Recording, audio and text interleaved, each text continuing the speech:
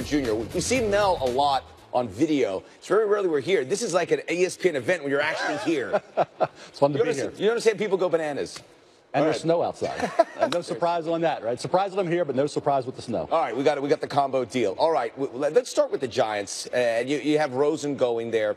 Let's go big picture. Is this a shoe-in that they are going to go for a quarterback at that spot? You know, they should. I think they picked it too when you were considered a playoff caliber team. And if you're picking in the middle of the first next year, you got to go up and get that quarterback. Here, you're gift wrapped the quarterback. Is it maybe your number one quarterback? At worst, it's your second best quarterback if number one happens to go at the top spot. And Josh Rosen would make sense. He's already said, well, I'd rather not be a Brown. Well, for a guy who can spin it, and think about cutting through wind. He can do it with those tight spirals. He doesn't have the howitzer, but it's strong enough. 3, 5, 7-step drop under center. You see that. You see NFL ready. Jed Fish said, hey, smartest quarterback I've ever been around. So from that standpoint, he will be ready to play quicker than maybe the other quarterbacks in this draft. So that brings me up to Sam Darnold. You have him at 5 going to the Broncos. We know the Broncos need a quarterback. That was a mess. But Darnold came off the boil after that great season 2 years ago where he ended up in the Rose Bowl victorious.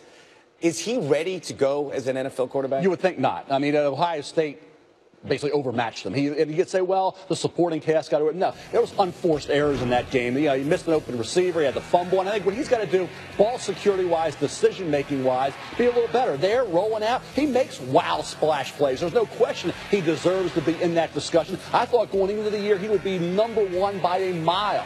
It didn't happen that way. When they played UCLA, Darnold wasn't the best quarterback on the field. It was Rosen by a mile. You think about where Josh Allen is right now, coming off that impressive performance against Central Michigan.